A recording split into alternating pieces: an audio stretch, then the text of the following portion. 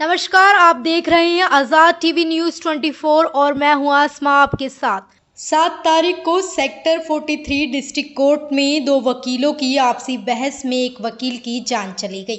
मृतक वकील नीरज हंस अपने पीछे पत्नी और दो बेटी, एक 6 साल की और दूसरी 4 साल की छोड़ गए हैं। क्या है पूरा मामला, सुनिए मृतक नीरज हंस के भाई हरदीप हंस से।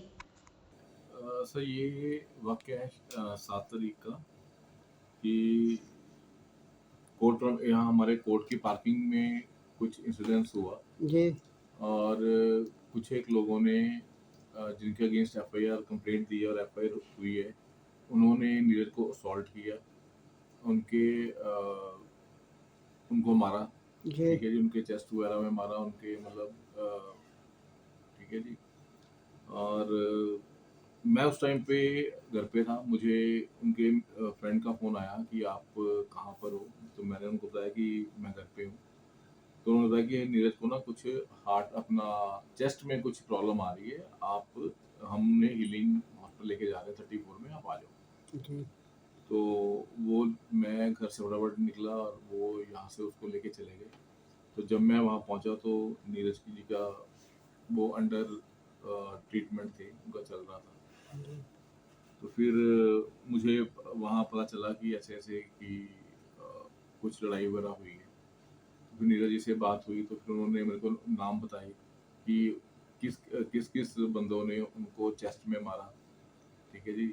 3 बंदों के उन्होंने मेरे को नाम बताए। ठीक है जी। उसी के उसके बाद फिर हमने फॉर बेटर ट्रीटमेंट हमने नीरज जी को पीजी रेफर कर दिया। जी। ठीक है जी, वो थोड़े स्टेबल थे तो उनको पीजी रेफर करवा लिया हमने। तो पीजीआई में जाके उन्होंने बात की, वहाँ पे भी बात कर रहे थे, उन्होंने डॉक्टर से भी बताया कि ऐसे-ऐसे कि 3 बंदों ने मेरे पे असॉल्ट किया है और मेरे चेस्ट में मारा है, मेरे फ्रंट पे सारे उन्होंने मारा है। तो डॉक्टर कह रहे थे कि डॉक्टर साहब आप मेरे को ट्रीटमेंट दो और मुझे जितनी जल्दी हो सके आप डिस्चार्ज करना और मैंने उन एक्यूज़ के अगेंस्ट अपना पर्चा करवाना है जाके। जी। तो उसके बाद फिर नीरज जी कोलैप्स हो गए जी। और डॉक्टर्स ने बहुत कोशिश की उनको रिवाइव करने की, बट वो अनफॉर्चुनेटली वो नहीं बचा पाए। जिन्होंने उनके ऊपर हमला किया था वो 3 लोगों का नाम पता है आपको? हाँ जी, उनका नाम मुझे क्योंकि मैं मौके पे नहीं था, जी। तो मुझे नीरज जी ने बताए थे कि ये 3 लोग कौन थे। उनका नाम बताइए सर। मैं उनके नाम ऑलरेडी अपनी कंप्लेंट में डिस्क्लोज कर चुका हूँ जी। और उनके अगेंस्ट एफआईआर हो चुकी है सर, जी। और बाय नेम एफआईआर हुई है उनकी। एक शख्स का नाम सामने आया है, रविंदर सिंह उर्फ जोली। जी उन्होंने एक वीडियो जारी करके ये अपनी सफाई पेश किया कि मतलब इस मामले से मेरा कोई लेना देना नहीं है।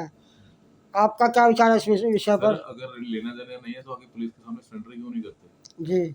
तो सरेंडर करें आके, और ठीक है, लेट द जो अपना लीगल कोर्स ऑफ एक्शन है वो होने दें। तो जी। अगर लेना देना नहीं है तो सरेंडर करें, भाग क्यों रहे हैं? जी। भागता वही इंसान है जो कल्प्रेट होता है। ठीक है ना जी। डिस्ट्रिक्ट बार एसोसिएशन जो है आपके साथ है या नहीं है? सर, अगर तो मैं अपने वकील भाइयों की बात जी। करूं जो हमारे बार के मेंबर्स हैं, वो बिल्कुल हमारे साथ हैं, नीरज जी के लिए खड़े हैं। जी। नीरज जी के उनको सबको नीरज जी का बहुत दुख है, क्योंकि जो नीरज थे, जो नीरज जी में छोटे भाई थे, वो बहुत ही मिलनसार, हंसमुख और हर एक के साथ खड़े होने वाले, सुख दुख में उनके साथ खड़े होने वाले थे। सबको उनके जाने का बहुत दुख है। जी। ठीक है नहीं, बट जिस हिसाब से हमारी एग्जेक्टिव बॉडी को खुल के आना चाहिए और जिस तरह से कि कभी भी जब किसी का कुछ होता है, इंसिडेंस होता है, तो जिस हिसाब से एग्जेक्टिव ओपनली खुल के आती है, जी। उस हिसाब से मुझे उनका रिस्पांस नहीं मिल रहा है। जी। इसका मतलब ये है कि जो डिस्ट्रिक्ट बार एसोसिएशन है वो आपका साथ नहीं दे रही है। नहीं, डिस्ट्रिक्ट बार एसोसिएशन साथ दे रही है, हाँ मैं जी। एग्जेक्टिव की बात कर रहा हूँ। जो जो डिस्ट्रिक्ट बार एसोसिएशन है वो मेरा साथ दे रही है। जी। ठीक है जी, डिस्ट्रिक्ट बार एसोसिएशन और डिस्ट्रिक्ट बार एग्जेक्टिव बॉडी में दोनों में फर्क है। जी। ठीक है जी, डिस्ट्रिक्ट बार एसोसिएशन कंप्लीटली मेरे साथ है, मेरे साथ कंधे से कंधा मिला के नीरज जी को अपना न्याय दिलाने के लिए बिल्कुल मेरे साथ है। लेकिन जितनी उम्मीद मुझे अपनी डीबीए की एग्जेक्टिव बॉडी से थी, उतनी उस हिसाब से मुझे उनकी नहीं सपोर्ट मिल रही है। जी। मैं कुछ करता हूँ, मतलब जबकि उनको एक्शन करना चाहिए, वो मेरे एक्शन पे रिएक्शन करते हैं। जी अगर मतलब कि अगर मैं अपने भाई की लड़ाई ना लड़ूं तो जो आज की डेट में एटीट्यूड है हमारी इलेक्टिव बॉडी का, जी अगर मैं अपने भाई के लिए ना खड़ा हूं तो मुझे नहीं लगता कि वो कुछ करेंगे, क्योंकि वो अभी तक जो भी उन्होंने किया वो मेरे एक्शन के ऊपर उनका रिएक्शन ही आया है। जी अगर मैंने कॉल के लिए स्ट्राइक के लिए बोला है, मैंने स्टैंड लिया तभी हुआ। जी ठीक है जी। तो आईजी साहब के पास मैं गया, ठीक है, उसके बाद वो कह रहे हैं कि वो गए हैं, मुझे नहीं पता, कि मुझे ना उन्होंने बताया कि हम जा रहे हैं, ना वो मेरे को साथ लेके गए हैं। जी ठीक है जी। भैया है वो किस प्रकार से आपको सहयोग कर रहा है या मतलब वो कर रहे हैं? सर अब जो ये केस है वो क्राइम ब्रांच को ट्रांसफर हो गया है। जी तो उन्होंने आज मुझे बुलाया था। जी उन्होंने अश्योरेंस दी है कि वो इसको प्रॉपर अनबाइस्ड तरीके से इसको इन्वेस्टिगेट कर रहे हैं। जी ठीक है जी। तो मुझे पूरा भरोसा है कि हमें क्राइम ब्रांच से हमें इंसाफ मिलेगा जी। हमारे पास एक सूचना मिली थी कि आपके पास आपके भाई को मारे जाने का एक वीडियो आपके पास है जो अभी तक आपके पास है, क्या वो आप दिखाना चाहेंगे हमारे चैनल के माध्यम से? वो तो सर सबके पास है वीडियो, वो मेरे को भी किसी ने भेजी थी कि ऐसे ऐसे वीडियो आई है। हाँ जी ठीक है जी। तो वो तो आप किसी से भी ले जाए, मेरे पास अवेलेबल नहीं है, मेरे को भेजी थी और मेरा फ़ोन अभी बंद है। जी ठीक है जी, वो बैटरी ड्रेन हो गई है मेरे फ़ोन की। ओके। जो आपको कहीं से भी मिल जाएगी, वो तो सबके पास है, चंडीगढ़ डिस्ट्रिक्ट बाकी किसी भी मेंबर से आप कहेंगे तो आपको मिल जाएगी वीडियो। सर कोई संदेश देना चाहेंगे आप कोई प्रशासन का नाम पर या अपने बार एसोसिएशन को? सर मैं एक तो सबसे पहले अपने जो हमारे बार मेंबर्स हैं उनका मैं बहुत तहे दिल से मैं उनका धन्यवाद देना चाहता हूँ कि आज जो मेरे ऊपर घड़ी है ना जी, जो वो मेरी ज़िंदगी की सबसे मुश्किल घड़ी है। मुझे नहीं लगता कि मेरी ज़िंदगी में इससे ज़्यादा दुःख और इससे ज़्यादा मुश्किल घड़ी आ सकती है। तो वो सब मेरे साथ इस मुश्किल घड़ी में, मेरी ज़िंदगी की सबसे मुश्किल घड़ी में मेरे साथ खड़े हैं।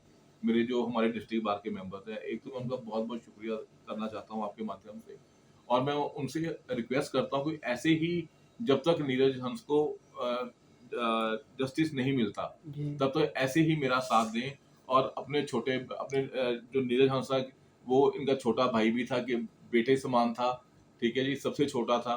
तो अब उसके साथ ऐसे ही मेरे साथ खड़े रहे, उसको जब तक उसको न्याय नहीं मिलता। सर आज भी डिस्ट्रिक्ट कोर्ट में स्ट्राइक की गई थी आप लोगों के द्वारा, अगर क्या स्ट्राइक आगे भी जारी रहेगी आपकी? सर अभी तक मेरे पास एग्जेक्टिव बॉडी की कोई इन्फॉर्मेशन नहीं आई है कि वो इसको कंटिन्यू कर रहे हैं या नहीं कर रहे हैं। ठीक है जी। तो ये तो एग्जेक्टिव बॉडी की कॉल है जी, मैं तो उनको रिक्वेस्ट ही कर सकता हूँ। ठीक है जी। कल भी मैंने मुझे फ्राइडे को अपना जो हमारे प्रधान साहब हैं उनकी तरफ से एश्योरेंस दी गई थी कि मंडे को स्ट्राइक करेंगे।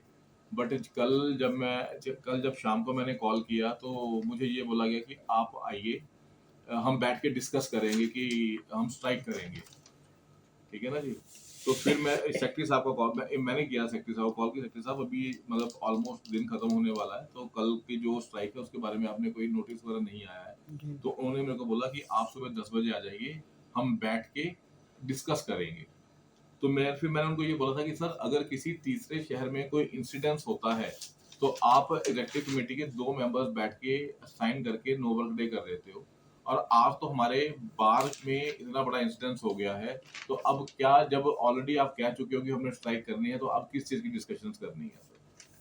ठीक है जी। तो मुझे कोई बहुत पॉजिटिव नहीं, मतलब एक बार तो हमने डिसाइड कर लिया था कि हम लोग अगर एग्जेक्टिव हमारा साथ नहीं देगी तो हम अपने लेवल पे इसको परसू करेंगे, और क्योंकि पूरे सारे बार मेंबर्स मेरे साथ थे, तो हमने स्ट्राइक के लिए हमने डिसाइड किया था। बट मैं in the mean time executive जो बॉडी है हमारी, उन्होंने आज की स्ट्राइक कॉल कर दी थी। जी जो आपके भाई थे स्वर्गीय श्री नीरज हंस जी हैं, उनके परिवार के बारे में बताइए, उनके कितने बच्चे हैं, उनके फैमिली के बारे में?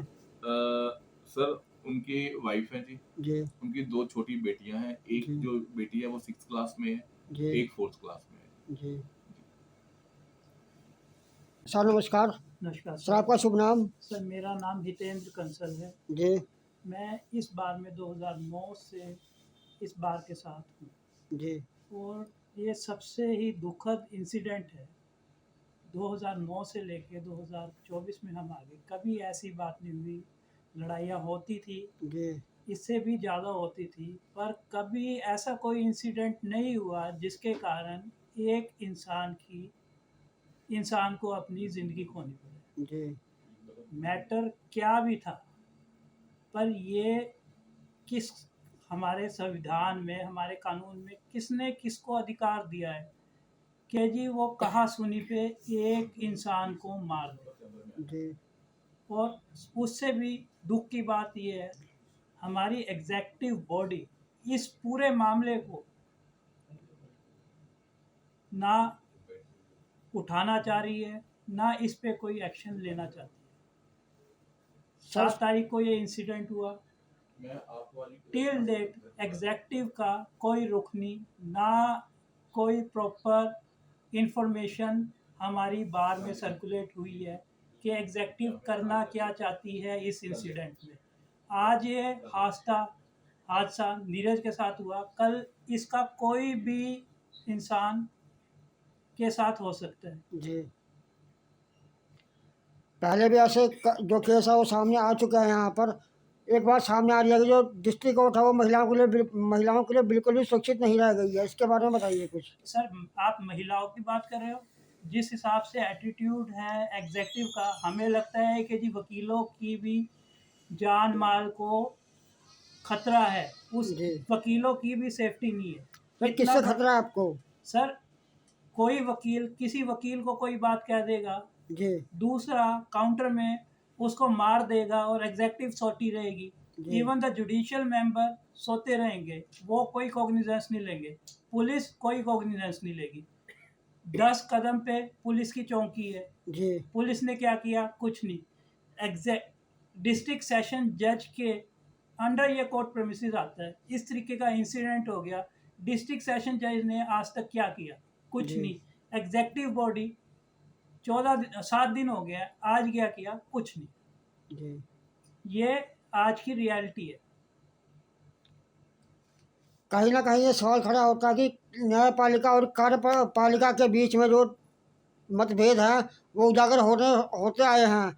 जैसा कि आपने देखा कि हमारे एडवोकेट साहब ने बताया कि पुलिस चौकी यहाँ पर होने के बावजूद भी आज 7 दिन हो चुके हैं इस केस को लेकर के कभी पुलिस चौकी की ओर से या जो सेशन जज यहाँ पर बैठते हैं उनकी ओर से कोई कार्रवाई नहीं की गई है। और इस विषय पर और बात करेंगे। आइए अन्य लोगों से जानते हैं कि उन्होंने क्या कहा। हाँ जी बोल।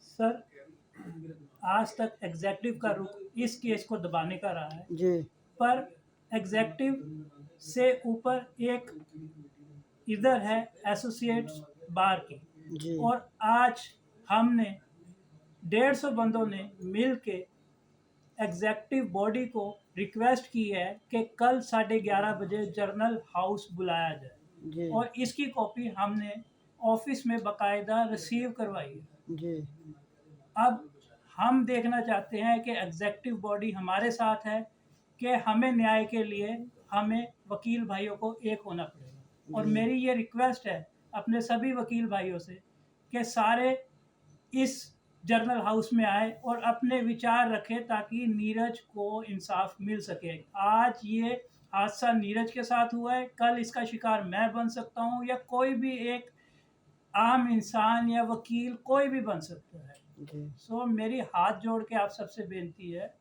कि कल जो जर्नल हाउस हो रहा है उसमें आप जितने भी एडवोकेट है, जितने भी बुद्धिजीव हैं, जो चाहते हैं, जो इस विषय पे बोलना चाहते हैं, वो सारे आए और अपने विचार जर्नल हाउस में रखें, सो दैट हम नीरज को इंसाफ दिला सकें। Thank you. सर हमारा एक सवाल है आपसे कि जो एग्जीक्यूटिव कमेटी है आपकी और जो अक्यूज है वो आखिर के पकड़े गए हैं नहीं पकड़े गए अभी? Sir, as per as concern accused जो हैं घूम रहे हैं, फ्रीली जी घूम रहे हैं। जिस डेट पे, जिस दिन इंसिडेंट हुआ उसके बाद भी 3 दिन वो लगातार डिस्ट्रिक्ट कोर्ट में आते रहे। एग्जेक्टिव बॉडी ने कुछ नहीं किया। जब हम वकीलों ने शुक्रवार को एजिटेशन शुरू की उसके बाद से वो फरार हैं। उससे जी पहले वो रेगुलरली कोर्ट में आ रहे थे और एग्जेक्टिव बॉडी के टच में थे। इवन इस मामले को दबाने के लिए कई सीनियर भी प्रेशर बना रहे हैं। वो हमें कन्विंस करने पे लगे हुए हैं कि जी ये हादसा जो हुआ है ये किसी की गलती से नहीं हुआ है, अचानक से हुआ है, जबकि ये बात सच नहीं है। ऐसी और अधिक खबरें देखने के लिए बने रहिए आपके अपने चैनल आज़ाद टीवी न्यूज़ 24 पर।